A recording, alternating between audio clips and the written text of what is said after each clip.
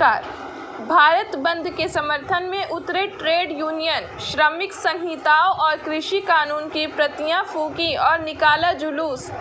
समाचार विस्तार से।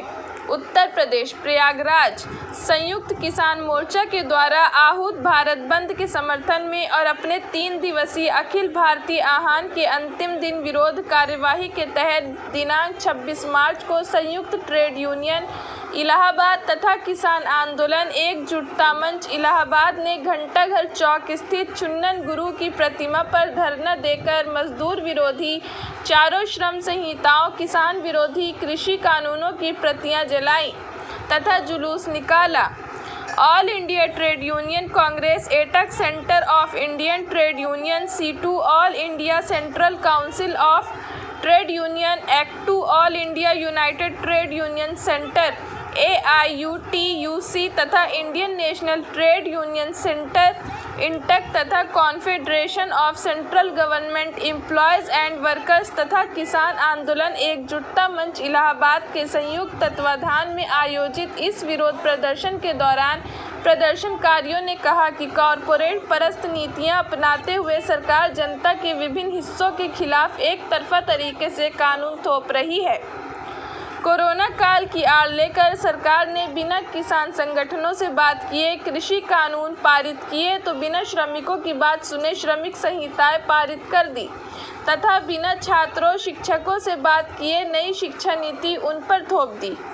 इनका पारित करते समय न्यूनतम संसदीय प्रक्रियाओं का पालन नहीं किया गया।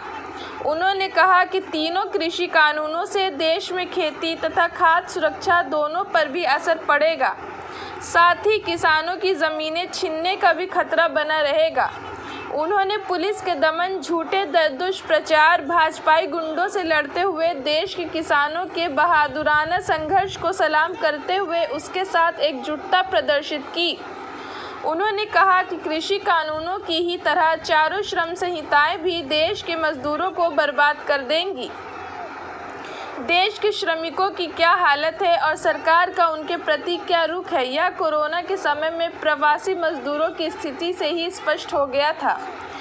करोड़ों मजदूरों को भूखे प्यासे सैकड़ों मील पैदल चलने के लिए छोड़ दिया गया था। मजदूरों को विभिन्न श्रम कानूनों के चलते जो थोड़ी बहुत सहूलियतें मिलती भी थीं, वे भी अब समाप्त हो जाएंगी।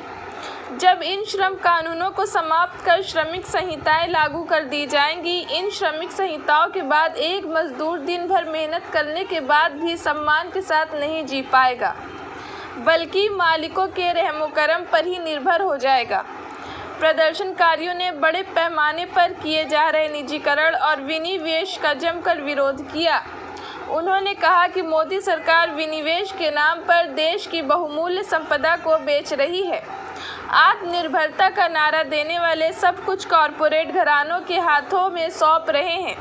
सरकार ने तमाम कॉरपोरेट घरानों को कर में अनाप शनाप छूट दे रखी है। साथ ही बैंक के अरबों का कर्ज डकार कर तमाम पूंजीपति सरकार की नाक के नीचे से भाग जाते हैं, पर सरकार उनके आगे नतमस्तक है और जनता पर बोझ बढ़ाते हुए वो पेट्रोल डीजल के दाम को आसमान पर पहुंचा देती है और उससे भी पूरा नहीं पड़ता तो तमाम सार्वजनिक संपत्ति बेचने को तैयार है। इससे देश की आर्थिक आत्मनिर्भरता भी खतरे में पड़ जाएगी। देश के सरकार कर्मचारियों ने ही कोरोना के समय में देश के जनजीवन को चलाए रखने में मदद की थी। विशेष करके बैंक, बीमा क्षेत्र में निजीकरण और विनिवेश के चलते तो देश में लोगों की बचत ही संकट में आ जाएगी और देश में अफरा तफरी का माहौल बन जाए। कार्यक्रम में राम सागर, मोहन सिंह, डॉक्टर कमल उसरी, सुभाष पांडे, नसीम अंसारी, अखिल विकल्प, सुनील मौर्य, मुन्ना मजदूर, तकीम, सोनू, विकास, आशुतोष, भूपेंद्र, प्रमोद गुप्ता, राजीव कुमार, सईद शमीम आदि लोग उपस्थित रहे। कानून बिल वापस लो, वापस लो, वापस लो। किसान मजदूर एकता जिंदाबाद। रिपोर्टर उंजला नाज, अल जजीरा न्यूज, प्रयागराज।